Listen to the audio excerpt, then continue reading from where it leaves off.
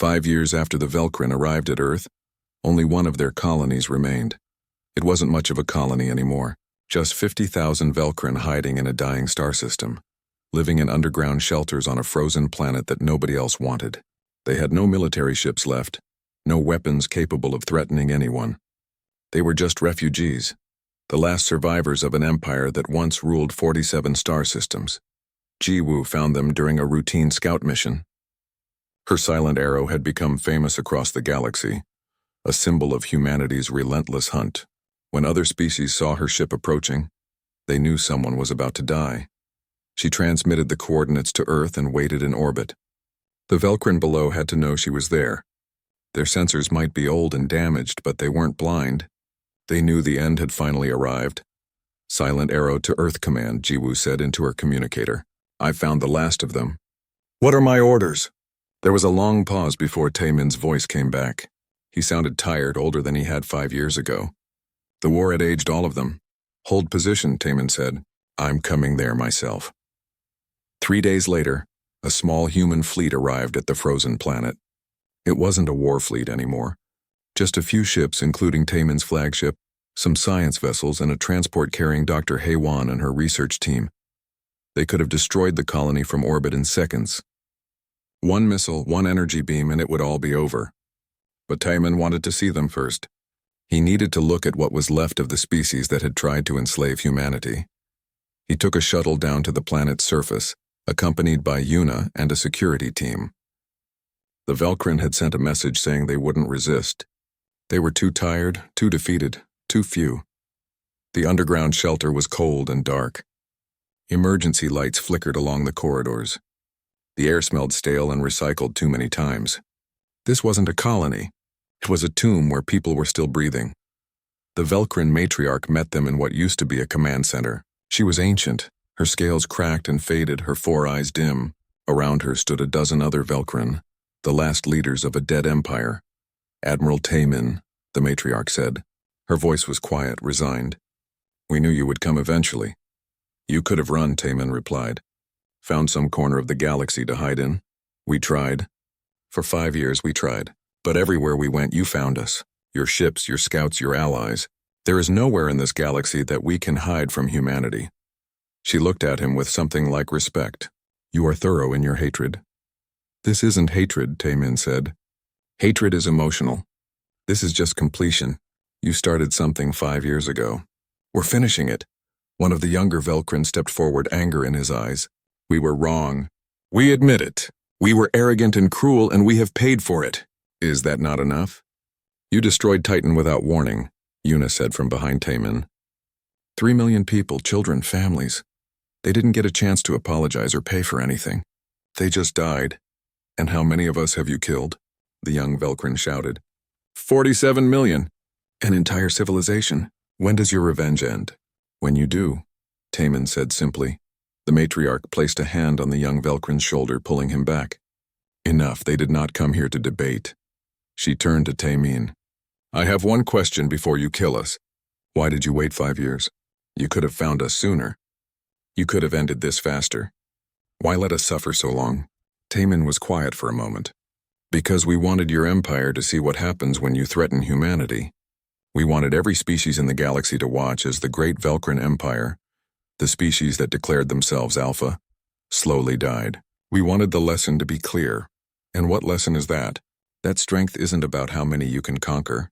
It's about how far you'll go to protect your own. The Velcrin declared Alpha status because you were strong, but you forgot that the most dangerous species are not the ones who seek dominance. They're the ones who will do anything, become anything, sacrifice anything to survive." The matriarch nodded slowly. "You have become the monsters you hated." "No," Haewon spoke up from the doorway. She had been listening quietly. "We became what we needed to be. There's a difference."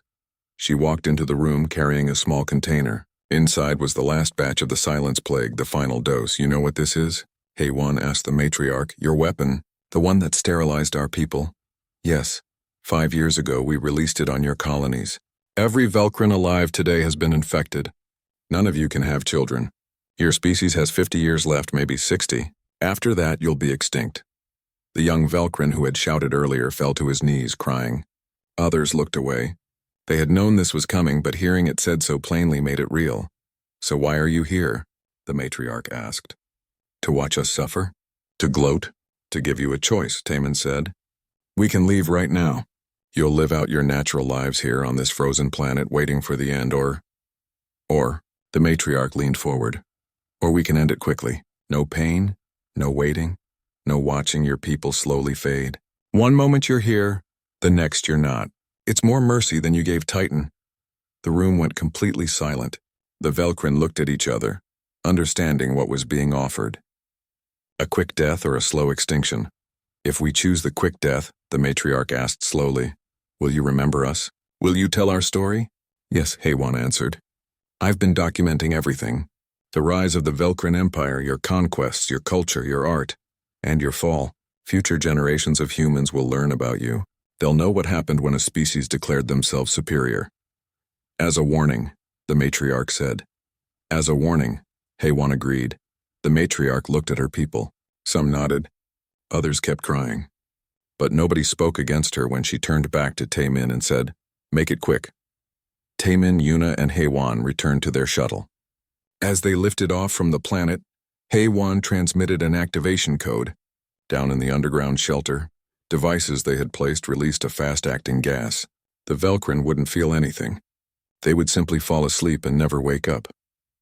From orbit, Jiwoo watched as all the life signs in the colony went dark, one by one, until there were none left. "Silent arrow to fleet," she transmitted. "Confirmed. No survivors." Unji's voice came over the radio from the Reaper fleet. "The Velcrin Empire is extinct. All targets eliminated. The war is over." But nobody cheered. Nobody celebrated. They had won, but it didn't feel like victory. It felt like something darker, something that would stay with them forever. On the flagship, Taemin stood looking at the frozen planet where the last Velcrin had died. Dongha joined him. "History will judge us harshly for this," Dongha said. "Probably," Taemin agreed, "but our children will live because of it. Sometimes survival means making choices that keep you awake at night." "Do you think we did the right thing?"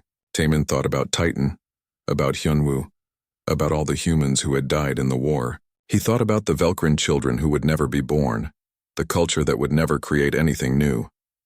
"I think we did the necessary thing," he said finally. Right and necessary aren't always the same. The human fleet left the system, leaving behind only sensors to record when the star finally died. In a few million years, this whole place would be gone, and with it any trace that the Velcrin had ever existed. Back on Earth, Dr. Haywan began writing the official history. She called it the Alpha War, and she made sure to include everything. The Velcrin's cruelty, but also their art and culture. Humanity's victory, but also the cost. The final line of her history read, "The Velcrin declared themselves Alpha and learned too late that true dominance is not declared. It is earned through the willingness to do what others cannot." Humanity did not seek Alpha status, but when forced to prove themselves, they showed a determination that erased an entire civilization. Let this serve as a warning to any species that looks at humanity and sees weakness. Compassion is not weakness, but threaten human survival, and they will show you what real monsters can do. The book became required reading in schools. Every human child learned about the war, about what their species was capable of when pushed to the edge. And every alien species in the galaxy read it too, and understood. Never threaten humanity, because they don't just fight back, they erase you from existence. The ceremony hall in Geneva looked beautiful. Humans had decorated it with flowers and banners, making it seem like they were welcoming honored guests instead of preparing for slavery. The Velcrin probably thought this showed how defeated humanity was, how eager to please their new masters. They had no idea it was all theater. Lieutenant Yuna stood against the wall in a servant's uniform, her head bowed respectfully. Under the loose clothing, she wore a combat harness with 4 weapons. Around the room, 20 other Special Forces soldiers stood in similar disguises. To the Velcrin, they looked like harmless human servants, too scared to even make eye contact. The Velcrin commanders entered the hall. There were 12 of them, tall and reptilian, their scales gleaming under the lights. They moved with absolute confidence, not even bothering to scan for threats. Why would they? The humans had already surrendered, Earth's president stood at the center of the hall holding the formal surrender document. His hands shook as he held it. That, at least, wasn't an act. He genuinely believed this was the end of human freedom. Taemin had made sure the president didn't know about the real plan. The man's fear had to look genuine. High above the planet, in the Velcrin fleet, HFY's virus was doing its work. The infection had started small, just a few communication organisms dying. But viruses spread fast, and this one was designed to spread faster than anything in nature. It jumped from ship to ship through their communication links, carried in every message they sent. The Velcrin didn't notice at first. A small delay here, a garbled message there. They were used to perfect communication, so when things started to slow down, they assumed it was interference from Earth's primitive technology. By the time they realized something was wrong, it was too late. On the bridge of the Velcrin flagship, alarms began blaring. The communication officer tried to send a message to the other ships and got nothing back. He tried again. Still nothing. Within seconds, every communication system on the ship went dead. The same thing was happening across the entire fleet. Hundreds of Velcrin ships all going silent at the same moment. They couldn't talk to each other. They couldn't coordinate. Each ship was suddenly alone. In the Geneva Hall, one of the Velcrin commanders reached for his personal communicator to report to his ship. The device sparked and died in his hand. He looked at it in confusion, then anger. That was when Yuna made her move. She pulled the first weapon from her harness and fired. The shot hit the Velcrin commander in the neck, exactly where HFY had said their main artery was located. Purple blood sprayed across the floor. All around the room, the other soldiers drew their weapons and opened fire. The Velcrin were warriors, and even surprised they tried to fight back. But they had come to a surrender ceremony, not a battle. They carried only ceremonial weapons. Against 20 trained soldiers with modern firearms, they didn't stand a chance. The fight lasted 18 seconds. When it was over, all 12 Velcrin commanders were dead. "Get the president out," Yuna ordered. "Everyone else, defensive positions. Their ground troops will be here soon." Up in orbit, Taemin watched the communication network collapse. Every green light on his display turned red as Velcrin ships went dark one by one. It was working. HFY's virus was working. "All ships," he transmitted to the hidden human fleet. "This is it. Attack now. Hit them with everything we have." From behind asteroids and inside mining facilities, thousands of human ships emerged. They weren't military vessels. Most of them were civilian craft, mining ships and cargo haulers that had been hastily fitted with whatever weapons the crews could mount. But there were thousands of them, and they moved as one massive swarm. Jiwoo led the first wave in her silent arrow. She picked the nearest Velcrin battleship and accelerated toward it, her small ship moving faster than the massive alien vessel could track. Behind her, hundreds of other small craft followed, each one targeting a different section of the enemy ship. The Velcrin ship tried to fire its main weapons, but those required coordination from the command center, and the command center couldn't communicate with the weapon systems. The virus had infected everything. Jiwoo's ship fired its missiles at point-blank range, then peeled away. The missiles hit the Velcrin ship's engines. Behind her, more human ships fired, and more, and more. The Velcrin ship tried to defend itself with automated systems, but it was designed to fight other large warships, not swarms of small attackers coming from every direction. It was like trying to swat 1,000 mosquitoes at once. "Target their weapons," Jiwoo shouted into her radio. "Don't try to destroy them, just disable them." The human swarm adapted instantly. They focused their fire on gun ports and weapon systems. One by one, the Velcrin ship's weapons went offline. Within minutes, the massive battleship was helpless, floating dead in space. "Next target," Jiwoo called, and the swarm moved on. All across the orbital space above Earth, the same scene repeated.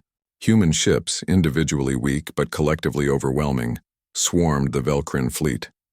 The aliens tried to fight back, tried to coordinate, but without communication, they couldn't form any defense. Sujin had been right. The Velcrin had never fought an enemy that used these tactics. They didn't know how to respond, but they were learning fast.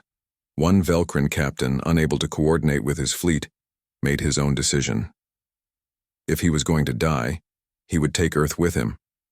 He aimed his ship's main weapon at the planet below and prepared to fire.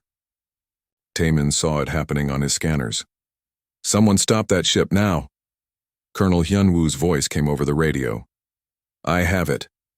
His ship, a converted military transport, accelerated directly toward the Velcrin vessel. He wasn't trying to disable it. He was ramming it. "Hyunwoo, no!" Taemin shouted. "Tell my family I died protecting them," Hyunwoo replied calmly. His ship hit the Velcrin vessel at full speed, right at the weapon that was pointed at Earth. The explosion was visible from the planet's surface, a brief new star in the sky. When the light faded, both ships were gone. But Earth was safe. The battle raged for 6 hours. The Velcrin fought hard, even isolated and confused. They were experienced warriors, and they didn't give up easily. But they were designed for a different kind of war, one with rules and formations and honor. Humanity fought with none of those things. They used asteroids as weapons, crashing them into Velcrin ships. They set traps using derelict vessels as bait. They even used debris from destroyed ships as improvised projectiles. And they won. By the time Earth's sun set that evening, the Velcrin fleet was destroyed. Some ships managed to activate their faster-than-light drives and escape, fleeing blindly into space. But most were dead or disabled, floating as wreckage in orbit. On the ground in Geneva, Yuna and her team had held off 3 waves of Velcrin ground troops. The fighting had been brutal and close quarters.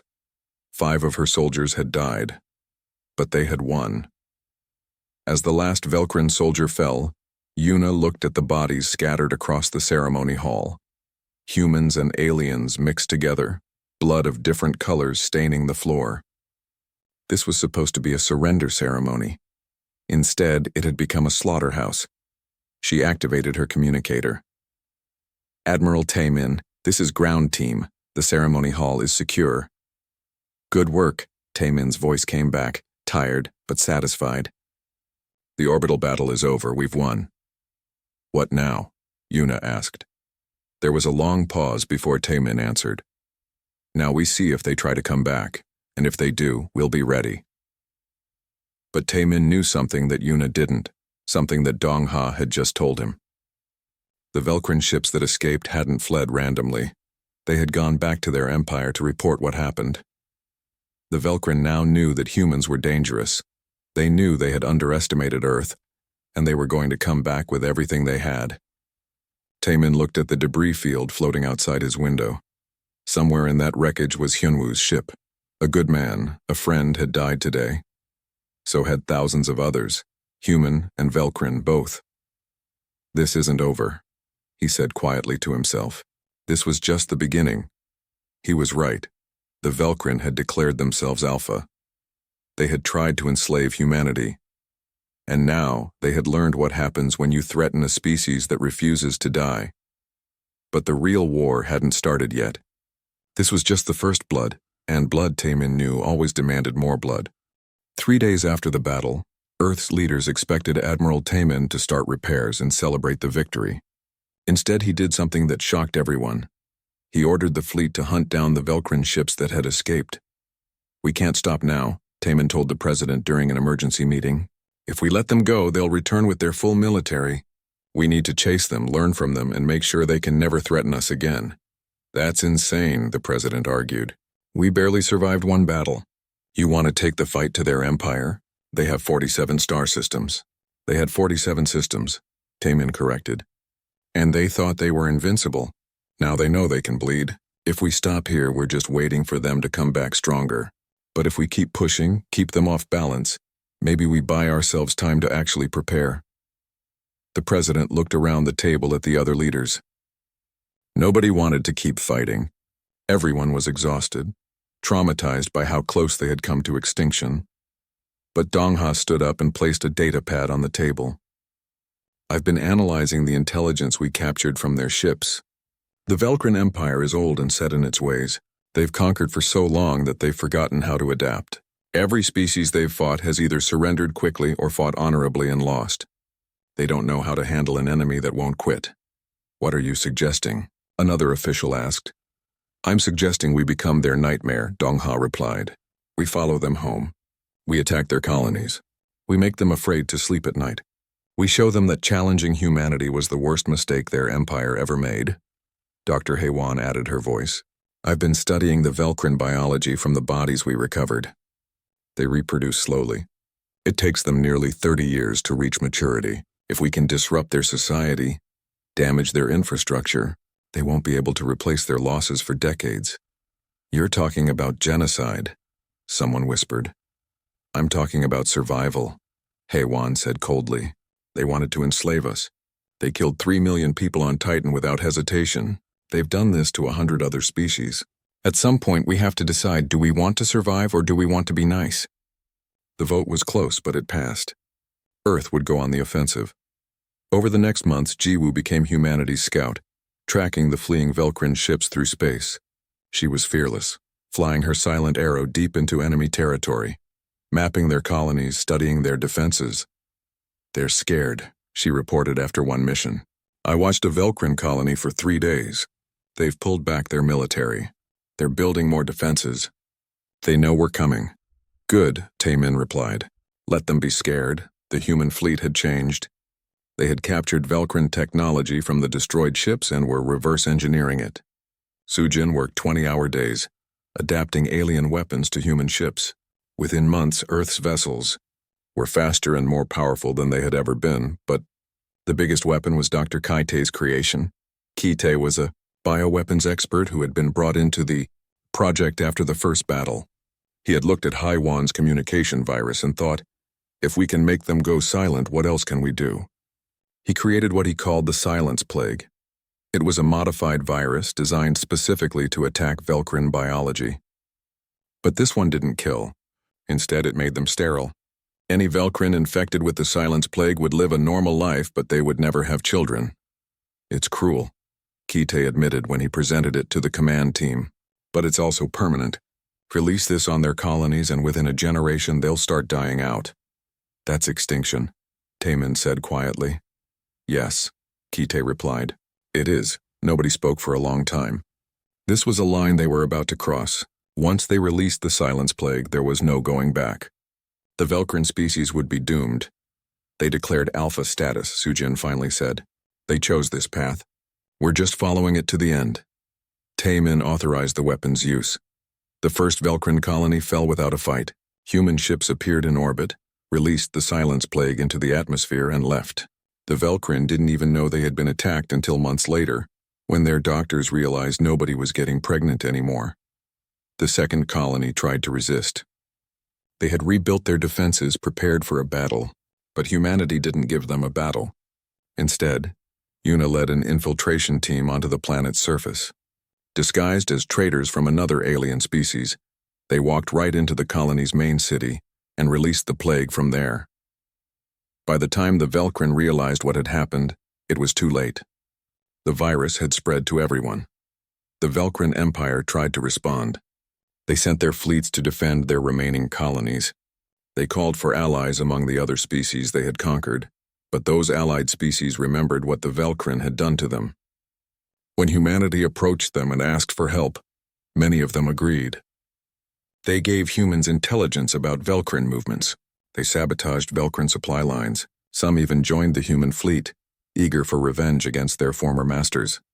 Captain Yunji commanded what became known as the Reaper Fleet, a group of ships dedicated to hunting down any Velcrin vessel that tried to escape. She was relentless, tracking them through dozens of star systems, never letting them rest. Where do you think you're going? She would transmit to Velcrin ships before attacking. It became her signature, a promise that there was nowhere they could hide. One by one, the Velcrin colonies went silent. Some surrendered to humanity, begging for mercy. Others fought to the last ship. It didn't matter. The result was always the same. 2 years after the battle at Earth, the Velcrin Empire controlled only 12 star systems. They had lost 47 million people to the Silence Plague. Their military was a shadow of what it had been. They sent ambassadors to Earth begging for peace. Taemin met them in the same ceremony hall where the war had started. The walls still had marks from the first battle, bullet holes and burn scars that nobody had bothered to repair. The Velcrin ambassador was old, His scales faded and dull. He looked at Taimin with something like fear in his 4 eyes. "We surrender," the ambassador said, "completely and unconditionally. We will serve you as we forced others to serve us. We will give you anything you want.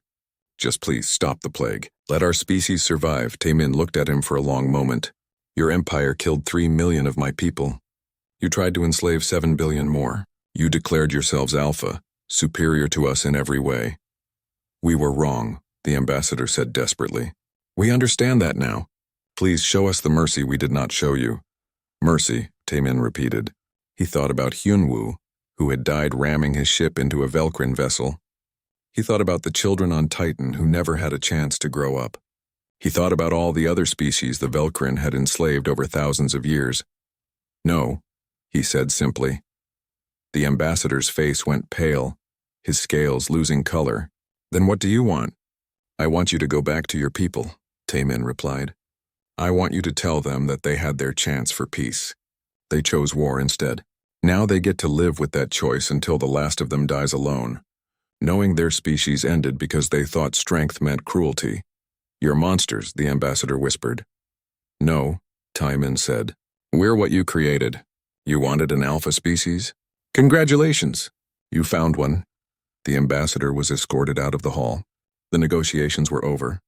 There would be no peace treaty, no mercy, no second chance. Around the galaxy, other alien species watched humanity's war against the Velcrin.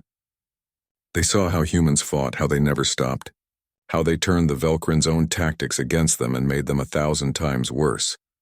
Some species sent messages to Earth, offering friendship and trade. Others stayed very quiet, hoping humanity wouldn't notice them. All of them learned the same lesson. Never threaten humanity's survival, because humans don't just fight back. They make sure you can never threaten anyone ever again. The Velcrin had declared themselves alpha.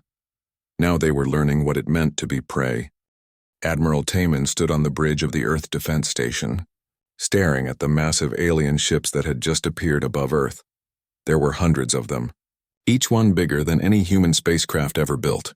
They had arrived without warning, dropping out of faster-than-light travel like ghosts materializing from nowhere. The communication channel crackled to life.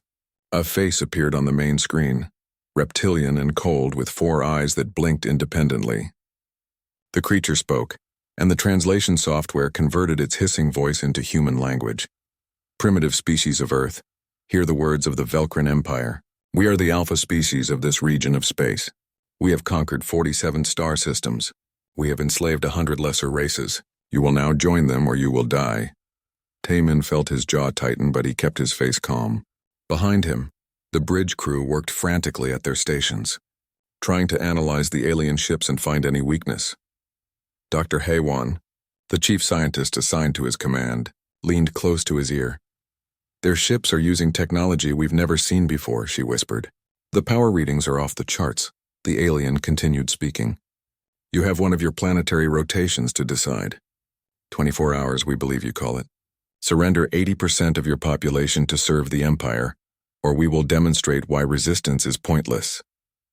The screen went dark. Taimin looked at his crew. Young Captain Jiwoo, the best pilot in the fleet, had gone pale. Engineer Sujin was already pulling up tactical displays, searching for any advantage. Director Dongha from Earth Intelligence stood in the corner, his face unreadable. "They can't be serious," Jiwoo said. 80%? That's almost 7 billion people. "They're serious," Dongha replied quietly. "I've been monitoring their transmissions. They've done this before, many times. Species that resist get wiped out completely. Species that surrender become slaves forever." Taimin turned to Haewon. "What do we know about them?" "Not much," she admitted. "They call themselves Velcrin.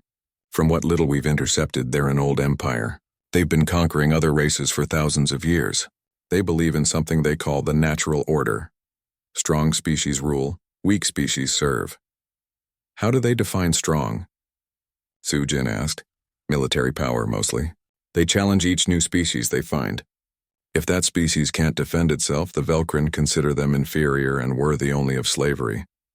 The next few hours were chaos. Earth's government convened emergency sessions. Military leaders argued about options. Scientists ran calculations, and all the while, The Velcrin fleet hung in space above Earth, silent and menacing. Tae-min didn't sleep. He walked through the station, talking to his people, trying to keep morale from collapsing. Everywhere he went, he saw fear in people's eyes. Humanity had reached the stars only 50 years ago. They had colonies on Mars, Europa, and Titan. They had mining operations in the asteroid belt. But they were still young, still learning. They weren't ready for this. 18 hours into the deadline, the Velcrin made their demonstration. The colony on Titan had 3 million people. It was humanity's pride.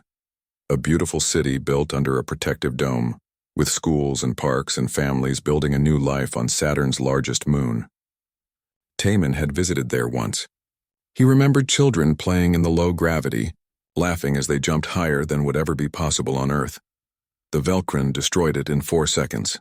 One of their ships fired a weapon that humans didn't have words for. A beam of purple light touched the dome and everything inside simply stopped existing. No explosion, no fire, no time to evacuate. 3 million people gone. Where the colony had stood, there was now only a smooth crater in the ice. The video feed from observation satellites showed everything. Someone on the bridge gasped. Another person ran from the room, and Tae-min could hear them being sick in the corridor. Jiwoo sat down heavily, her face buried in her hands. They didn't even give them a chance to surrender, Soo-jin whispered. Titan wasn't armed. It was just families, children. Haewon pulled up the data from the weapon strike. Her hands were shaking as she typed. The energy output from that single shot is more than our entire global power grid produces in a year. And they did it like it was nothing. Like stepping on an ant. The Velcrin sent another message. Your time grows short. 6 hours remain. Surrender or your homeworld will share Titan's fate. This is the way of the alpha species. This is the natural order. Down on Earth, the government was breaking. Politicians who had argued for resistance now begged for surrender. Religious leaders prayed. Parents held their children tight. The news showed people in the streets, some crying, some rioting, some just sitting in stunned silence. Tae-min received orders to prepare for Earth's formal surrender. He was to bring his flagship to the meeting point and escort the Velcrin leaders to the surface for the ceremony. His hands clenched into fists as he read the orders, but what choice was there? If they fought, everyone would die. He called a private meeting with his core team. Haewon, Jiwoo, Soo-jin, Dong-ha, and Colonel Hyun-woo, the station's special operations commander. They gathered in a secured room where no one could hear them. We're going to surrender, Tae-min said. That's official, but I want opinions. Is there any way, any chance at all that we could fight? Hyun-woo spoke first. In a straight fight? No, we'd lose in minutes. Their technology is centuries ahead of ours. What about a fight that isn't straight? Dong-ha asked. Everyone turned to look at him. The intelligence director had a strange expression on his face, something between anger and calculation. What do you mean? Tae-min asked. I've been analyzing their behavior, Dong-ha said. The way they fight, the way they communicate. And I've noticed something interesting. They always attack head-on. They always announce themselves. They always give warnings. It's like they're following rules. Rules? Soo-jin frowned. What kind of rules? Honor codes, maybe. Or tradition. I'm not sure. But think about it. They could have destroyed Earth without warning. They could have just wiped us out and taken what they wanted. But instead they gave us an ultimatum. They demonstrated their power on Titan instead of hitting Earth directly. They're giving us a chance to surrender. Because they think they've already won, Jiwoo said slowly. They think we're too scared to fight back. Exactly, Dong-ha continued. They've been doing this for thousands of years. They've conquered 100 species, and from what I can tell, all of those species fought the same way. Honorably, with formal battles and military tactics. The Velcrin have never lost because they've never fought an enemy who broke the rules. Tae-min felt something cold settle in his stomach. You're talking about fighting dirty. I'm talking about survival, Dong-ha replied. We can't beat them in open combat. But maybe we don't have to. Maybe we just have to make them think we've surrendered and then hit them when they're not expecting it. The room fell silent. Everyone knew what this meant. It meant lying. It meant pretending to give up while planning an attack. It meant using tactics that Earth's military had considered dishonorable for centuries. It also meant there was a chance. Tae-min looked at each person in the room. If we do this, we can't tell anyone. Not the government, not the other military commanders, not our families. If the Velkrins suspect anything, they'll destroy Earth immediately. And if we succeed? Haywan asked quietly. If we succeed, Taemin said, then maybe humanity survives. Maybe we buy enough time to learn how to really fight them. One by one, they nodded. Outside, Earth prepared for surrender, but in that small room, 6 people began planning for war. The world watched as Earth's leaders prepared to kneel before the Velkrin Empire. Television broadcasts showed diplomats practicing the surrender ceremony. News anchors spoke in defeated voices about humanity's new future as a slave species. In the streets, people hugged each other and cried. But deep in the Earth Defense Station, Taemin's secret team worked around the clock on a different kind of preparation. Dr. Haywan had barely slept in 3 days. Her laboratory was filled with samples and data about the Velkrin, everything they had managed to scan from the alien fleet. She stared at her computer screen, her eyes red from exhaustion, when suddenly she sat up straight. I found something, she said into her communicator. Minutes later, Taemin, Sujin, and Dongha crowded into her lab.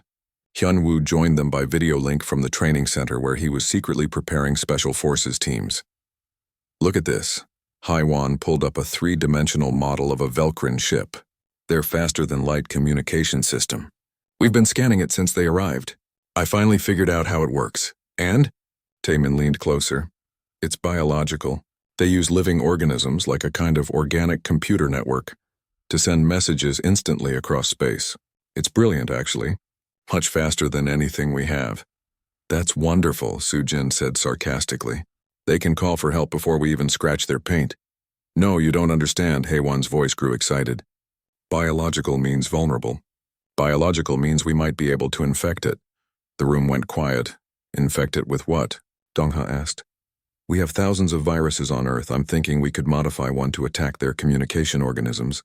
If we could get it into their system, it might spread through their entire network. Ships, colonies, everything. Sujin grabbed a chair and sat down, her mind already racing. If their communications go down, they can't coordinate. Each ship would be isolated. They'd be vulnerable. Can you do it? Taemin asked Haywan. Can you make this virus? Maybe, probably. I need time and resources, and I need to do it without anyone noticing. Haywan looked at him seriously. This is biological warfare, Admiral. If anyone finds out we're working on this, the government will stop us. They've committed to peace. They've committed to survival, Taemin corrected. They just don't know this is how we survive. Do whatever you need. I'll make sure you have everything. Over the next 2 days, the secret team expanded their plans. Hyunwoo brought in a handful of Special Forces soldiers, people he trusted completely. He didn't tell them everything, just that they might need to do something dangerous when the Velkrin arrived on Earth. We're going to train for infiltration, he told his team. The Velkrin will bring troops to Earth for the surrender ceremony. We need to be ready to get close to them. A young soldier named Yuna raised her hand. Sir, why would we want to get close to them? Hyunwoo looked at her steadily. Because sometimes the only way to kill a snake is to let it think you're already dead. Meanwhile, Jiwoo took her ship, the Silent Arrow, on what appeared to be routine patrols. But she wasn't patrolling. She was studying the Velkrin fleet, mapping their positions, noting which ships seemed to be the commanders and which were followers. She flew close enough to make the aliens nervous, but not close enough to make them shoot. They're arrogant, she reported back to Taemin. They barely watch me. They think we're no threat at all. Good, Taemin replied. Let them think that. Dongha worked on intelligence gathering. He hacked into every surveillance system near the Velkrin fleet, collecting data on their behavior. He noticed patterns. The Velkrin ships always moved in formation. They never split up. They seemed to have a rigid hierarchy, with every ship knowing exactly where it belonged. They're predictable, he told the team during one of their secret meetings. They've been winning for so long that they've stopped adapting. They do everything the same way every time. That's their weakness, Sujin said. She had been working on something of her own. I've been thinking about our weapons. We can't match their firepower, but we don't have to. Look. She pulled up a simulation on the main screen. It showed the Velkrin fleet in orbit, and then hundreds of small human ships swarming around them like insects. We can't beat them ship to ship, Sujin explained, but we have thousands of small vessels. Mining ships, transport shuttles, even personal spacecraft. Individually, they're no threat. But all together, all at once, attacking from every direction. They'd be overwhelmed, Jiwoo breathed. They wouldn't know which target to hit first. Exactly. And if HFY's virus works and their communications are down, they can't coordinate a defense. Each ship would be fighting alone against a swarm. Taman studied the simulation. It was insane. It was desperate. It might actually work. We'd lose a lot of people, he said quietly. Most of those small ships aren't armed or armored. The pilots would be volunteers on suicide missions. Better than surrendering everyone, Hyunwoo said. At least this way we fight back. The day before the surrender ceremony, HFY made her announcement. She had done it. She had created the virus. It was contained in a small canister, invisible to normal scanners, designed to look like atmospheric gases.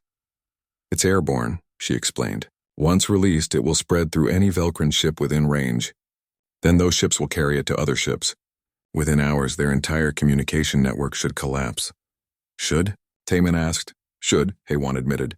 I can't test it without exposing what we're doing. This is all theory. Theory is better than nothing, Sujin said. They finalized their plan. During the surrender ceremony, the Velcrin leaders would come to Earth. They would expect humanity's officials to meet them in Geneva, at the old United Nations building. Instead, they would walk into a trap. Yuna and Hyunwoo's team would be disguised as servants and guards. They would carry concealed weapons. The moment HFY's virus activated and the Velcrin communications went down, they would strike. At the same time, Taman would lead the hidden fleet out from the asteroid mining stations where they had been secretly gathering. Every armed ship, every converted civilian craft, every weapon humanity could muster would hit the Velcrin fleet at once. We get one chance, Taman told his team. One surprise. After that, if we fail, they'll destroy Earth without hesitation. Then we don't fail, Jiwoo said simply. The night before the ceremony, Taman couldn't sleep. He walked through the empty corridors of the station, thinking about what they were about to do. They were going to betray a peace treaty. They were going to attack during a diplomatic ceremony. By every rule of civilized warfare, what they planned was wrong. He found Dong-ha in the observation deck staring at Earth below. Having doubts? The intelligence director asked without turning around. Doubts? Yes. Regrets? Not yet. They killed 3 million people on Titan as a demonstration, Dong-ha said. They would enslave 7 billion more without blinking. Sometimes survival means becoming something you never wanted to be. A liar. A backstabber. A survivor, Dong-ha corrected. The Velcrin made a mistake. They assumed we would fight by their rules. They assumed that because we value honor, we would die with honor. But they forgot something important about humans. What's that? We value survival more than honor. We value our children more than our pride. And when someone threatens to take everything from us, we'll do anything, become anything to stop them. Dong-ha finally turned to face Taemin. The Velcrin declared themselves Alpha. Tomorrow we teach them what that really means. The next morning, Earth prepared for surrender. Ships moved into position. Diplomats put on their formal clothes. And hidden among them, a small group of humans prepared for war. The Velcrin didn't suspect a thing. They had won this fight 100 times before. They knew how it would end. They were right about the ending. They were just wrong about who would win. As the Velcrin shuttle descended toward Geneva, carrying their commanders to accept Earth's surrender, HFY activated her virus. The invisible infection began spreading through the Velcrin fleet, silent and deadly, and humanity held its breath, waiting for the moment to strike.